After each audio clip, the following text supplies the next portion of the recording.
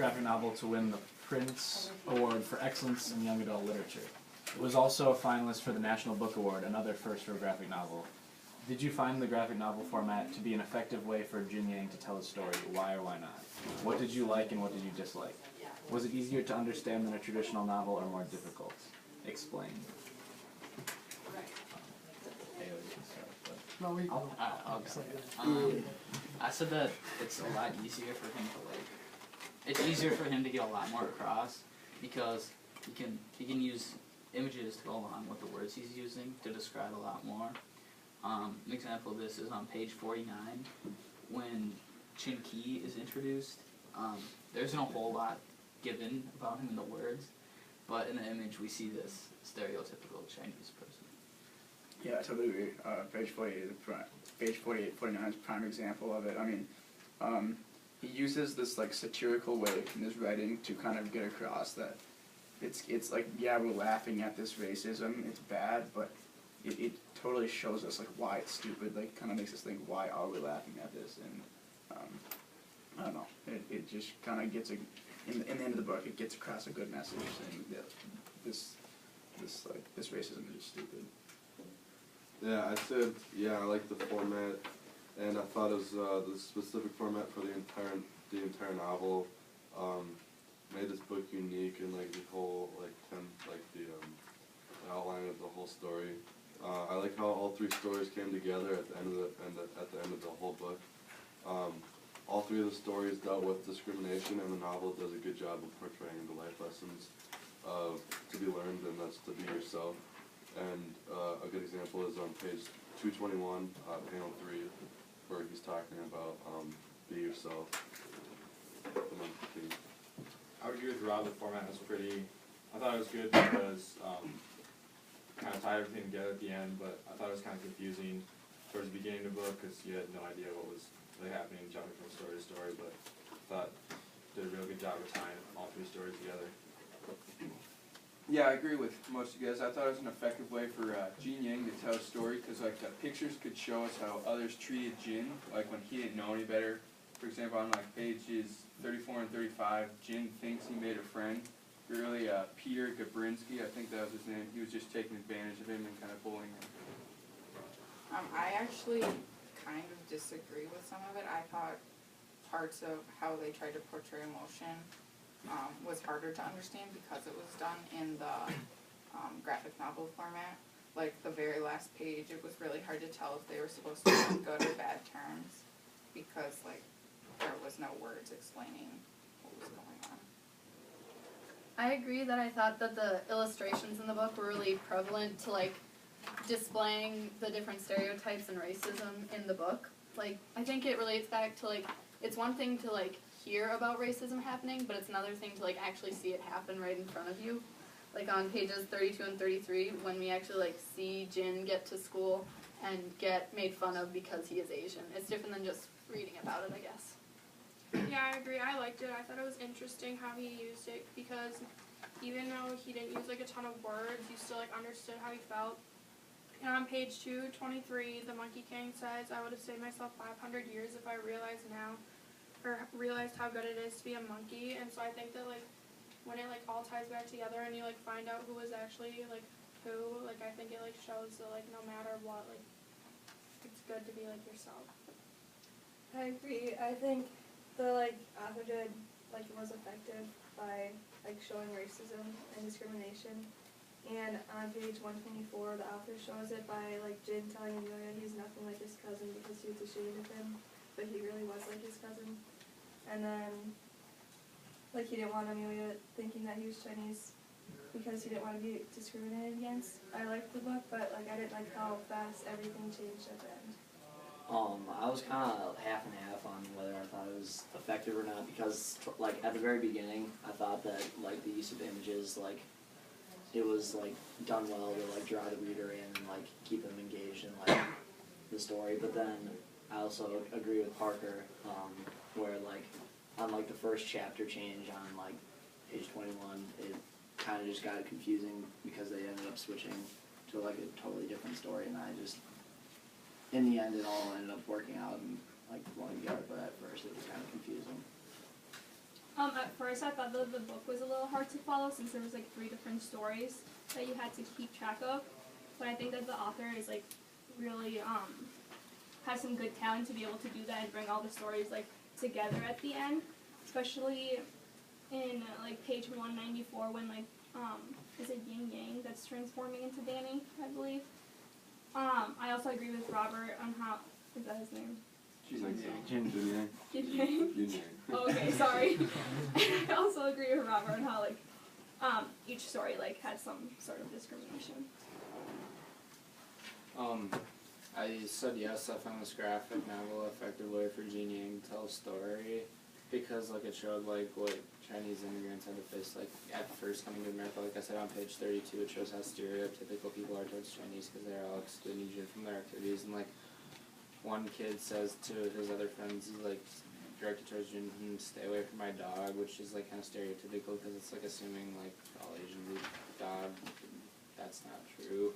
It's like that's like in with the pictures. I found it effective, kind of that it showed what was going on. I found the format really effective because how you call it, personally it connected me more to the story, and like I just felt like it was a good way to show like racism and stuff, and then like on page and like showed the, like what's going on in the like character's mind, and, like on page 117 when how you call him, the kid, Which one? Jin Wang or whatever, when he's like thinking about that one girl, Amelia, thinking about how he gonna marry her and something, how they gonna have kids and stuff.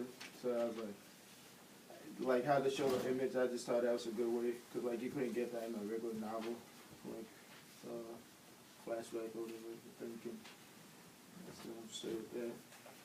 Right. Yeah, I said I really like the book and like the way it like passed on the message, and I really like the scene where like in page 210 and 211, where Danny was fighting with Chin-Ki, and like it showed that like even though like they both were taking quite a lot of like crap, like they both snapped, and like it shows like they're both people. I really like the way she portrayed it. Yeah, I definitely think the graphic novel medium was the best way to illustrate this book, and I think it did a pretty good job. First of all, like with certain things that you can't really have when he transforms into the white kid or whatever, and he does his hair like how, who's the other kid? I don't know, the other, like, Oh, Greg, yeah. yeah, the friend or whatever, Greg, and he does his hair like him. And then one thing, somebody mentioned that you couldn't tell at the end of the book whether or not they're on good terms. I mean, I think it's pretty obvious if you look at page 233, there's like this last scene where they're at the cafe and there's no words or anything, but you can see Wei Chen or whatever, and he has his hand like this, he's like telling a story, and then they're both smiling. So I think it like the visuals show that they're on good terms, like just based on the last page. I have a question, like, at any point did the book make you feel uncomfortable? Because like, I know that at some points I felt kind of bad for like laughing at the jokes that were being made. I thought the part where he was like dancing on the table and singing and like everybody was making fun of him, I was just like, I feel like we shouldn't be like laughing at that. Yeah, like We all still at the did. library, yeah. I mean, that seemed like an over exaggeration, and Yeah, it was and like I also supposed to be like a sitcom kind of thing, but that was still, I mean, it felt weird to laugh at it. I thought it was really funny, and I didn't feel bad about laughing at it just because it's pretty clear if you look at what page is that? It's like I think it's pretty clear when you look at it that the author was purposely trying to be funny, like just with the way that everything's so over exaggerated, and I think that it's okay to laugh when the author is trying to like make you laugh. Yeah, and also, page 50, when like Chin-Ki was introduced and he was like having his like, was it Danny or Danny? Yeah, he was having like this like study date with this like this girl, and when Chin-Ki was introduced, it was really embarrassing. Like I was gonna laugh, but I just couldn't imagine how embarrassing it would be. Would you be embarrassed if you were in that same position? Yeah. Yeah, I disagree with what Kevin said because I think it kind of like over-exaggerated it a little bit, even though he was like trying to like show discrimination and like joke about it. It was just like too far. It wasn't like, it comes off as trying to be funny, but that's not the point of it. He's trying to point out that, like, it's a thing that people have in their mind. Is it a stereotype that Chinese people jump on tables and start singing? No, it's that they're like not socially aware. I think that it was just the author like trying to show like just how ridiculous like the claims are, and that's I think why that's why I think like it's like justified to like laugh at just because. I agree with that, because like he was trying to show the stereotypes of not being socially aware, and that's what like makes us laugh. But then we also realize at the same time that maybe it's not as funny, or we should laugh at it. Yeah, and then I think like if that happened in like our library, if like a kid got up and like we would laugh and like be like, what is he doing? So that's why we have to be aware of, and that's why I think the author is trying to like point out. But also I think that if that happened in our library, no matter what race the person was, we would Yeah. laugh at it. Yeah. So. And I think to a certain extent, Chin-Hee seems like the kind of person that just, he's a really weird guy, but he's himself, you know what I mean? And so, I think that it seems to me like the character of Chin-Hee purposely tries to be funny at times as well, like with the stuff that he says. So, I think if you say you can't laugh at something because it offends somebody, then like there's nothing really that you can laugh at, because everything is going to offend somebody. Like going off like what Dan said too, I totally agree with that. Like on page 114, he's in the cafeteria and he's kind of eating that like dog, like you know what I'm saying? Like it's totally ridiculous to even think about that. And I think like yeah, it's funny at first, but then like once again, it's so ridiculous that it makes us think of like how bad this kind of stuff is. Yeah, as soon as I saw that, like the whole thing of dog and cat and the noodles, like I kind of like realized what the author was trying to like tell us here, that like this is what the stereotypes are, and it was kind of funny. Like some of the things that he does, Chin-Hee does, is funny, but I mean, yeah, I definitely saw what the author's doing. All right, let's move on to the next one. Melissa, do you have anything to say?